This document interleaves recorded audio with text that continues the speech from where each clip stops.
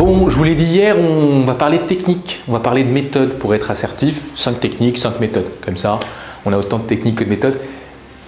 Avant de vous parler de techniques, de méthodes, j'aimerais vous parler d'état d'esprit. Parce que l'assertivité, au fond, c'est plus une question d'état d'esprit que de méthode. Même si ces méthodes reprennent l'état d'esprit.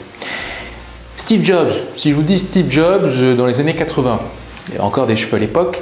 Si je vous dis Steve Jobs, évidemment que cela rime avec innovation, avec avant-gardisme, mais peut-être pas avec assertivité. Parce que Steve Jobs était loin d'être quelqu'un d'assertif. Au contraire, il était plutôt colérique, on n'appréciait pas énormément travailler avec lui. Et j'aimerais vous montrer que même quand on n'est pas assertif de base, eh bien, on peut faire preuve d'assertivité quand c'est nécessaire. Je vais vous demander de regarder l'extrait qui suit et de noter en quoi Steve Jobs fait preuve d'assertivité dans sa réponse. Yes. Mr. Jobs, you're a bright and influential man. Here it comes. It's sad and clear that on several counts you've discussed, you don't know what you're talking about. I would like, for example, for you to express in clear terms how, say, Java, in any of its incarnations, addresses the ideas embodied in OpenDoc. And when you're finished with that, perhaps you could tell us what you personally have been doing for the last 7 years.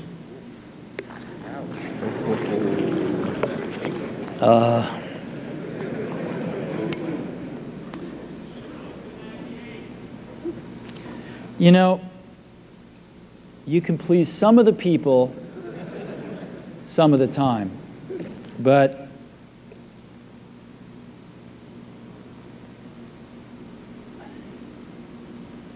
one of the hardest things when you're trying to affect change is that people like this gentleman are right in some areas. I'm sure that there are some things OpenDoc does, probably even more that I'm not familiar with, that nothing else out there does. And I'm sure that you can make some demos. Bon, vous voyez, on a eu un bel exemple d'assertivité, puisque Steve Jobs répond à une pseudo-insulte, en tout cas à une provocation, et vous l'avez vu, il le fait avec beaucoup de calme, avec beaucoup de silence. Et le silence permet de prendre de la distance. Silence d'ailleurs pendant lequel il en profite pour boire un peu d'eau.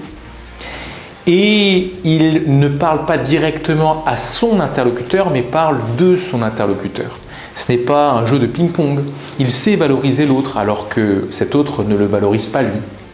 Il sait au fond éviter de tomber dans la réaction, mais privilégie la réponse. Et on l'a vu, il a eu besoin de se calmer. Le silence, au fond, lui a permis de se calmer, de se détendre et de diminuer un peu la pression. Quand vous regardez bien, le seul moment où Steve Jobs a eu envie de rentrer dans son interlocuteur, c'est le moment où il boit de l'eau. À ce moment-là, si vous regardez bien, il boit et il regarde son interlocuteur avec un regard assez particulier. Ça veut dire que la réaction, elle est inévitable. Ça veut dire que la réponse, elle est possible dès lors qu'on met de côté cette envie que l'on a parfois d'être passif ou d'être agressif. Je ne vous demande pas d'être Steve Jobs, mais je vous demande de vous inspirer de cet état d'esprit. Et avant de parler des méthodes et des techniques, on va parler de ce qui fait dans le comportement qu'on arrive à être assertif. On voit ça plus tard.